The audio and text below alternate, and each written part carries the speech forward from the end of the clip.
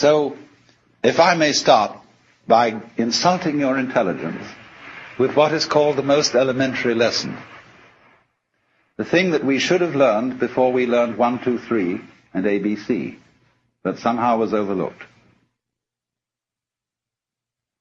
Now, this lesson is quite simply this, that any experience that we have through our senses, whether of sound or of light or of touch, is a vibration. And a vibration has two aspects, one called on and the other called off. Vibration seems to be propagated in waves, and every wave system has crests and it has troughs. And so life is a system of now you see it, now you don't. And these two aspects always go together. For example, sound is not pure sound. It is a rapid alternation of sound and silence. And that's simply the way things are.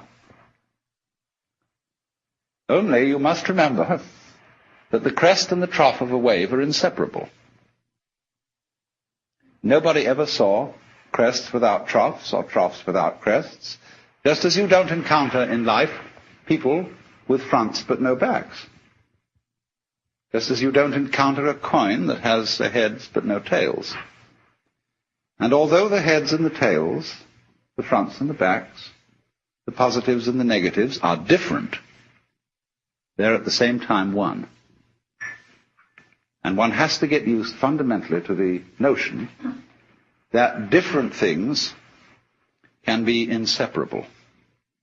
That what is explicitly two can at the same time be implicitly one.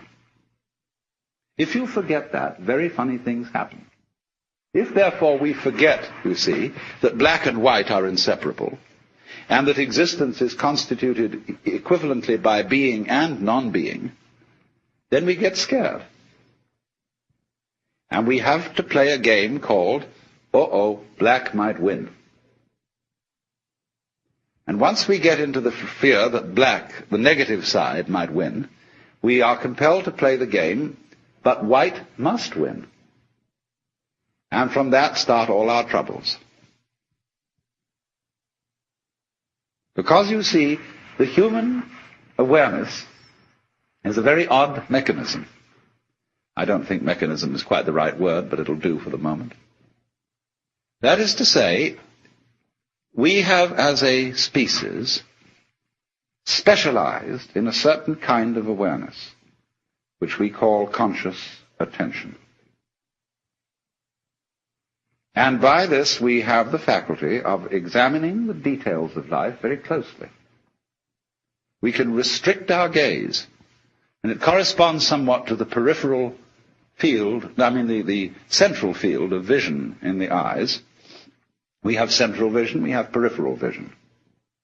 Central vision is that which we use for reading, for all sorts of close work, and it's like using a spotlight, whereas peripheral vision is more like using a floodlight. Now, civilization and civilized human beings for maybe 5,000 years, maybe much longer, have learned to specialize in concentrated attention. Even if a person's attention span is short, he is, as it were, wavering his spotlight over many fields. The price which we pay for specialization in conscious attention is ignorance of everything outside its field. I would rather say ignorance than ignorance, because if you concentrate on a figure, you tend to ignore the background.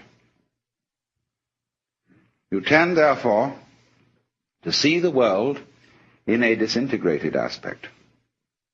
You take separate things and events seriously, imagining that these really do exist, when actually they have the same kind of existence as an individual's interpretation of a Rorschach blot.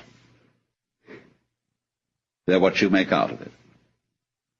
In fact, our physical world is a system of inseparable differences. Everything exists with everything else. But we contrive not to notice that, because what we notice is what is noteworthy. And we notice it in terms of notations. Numbers, words, images. What is notable, noteworthy, notated, noticed, is what appears to us to be significant, and the rest is ignored as insignificant. And as a result of that, we select from the total input that goes to our senses only a very small fraction. And this causes us to believe that we are separate beings, isolated by the boundary of the epidermis from the rest of the world. You see, this is also the mechanism involved in not noticing that black and white go together. Not noticing that every inside has an outside, and that the inside, what's inside, goes on inside your skin, is inseparable from what goes on outside your skin. You see that, for example, in the science of ecology, one learns that a human being is not an organism in an environment, but is an organism-environment. That is to say, a unified field of behavior. If you describe carefully the behavior of any organism, you cannot do so without at the same time describing the behavior of the environment. And by that you know that you've got a new entity of study. You are describing the behavior of a unified field.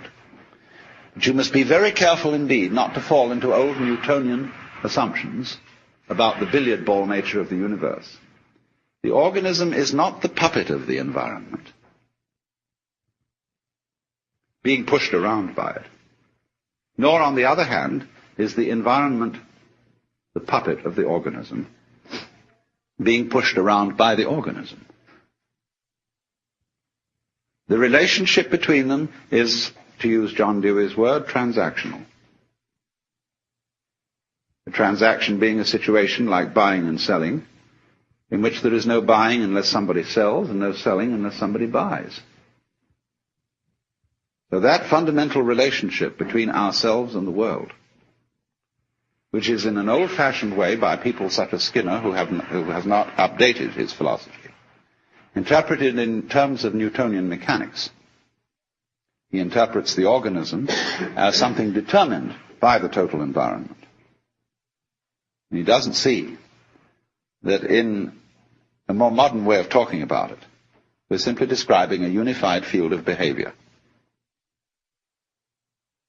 which is nothing more than what any mystic ever said.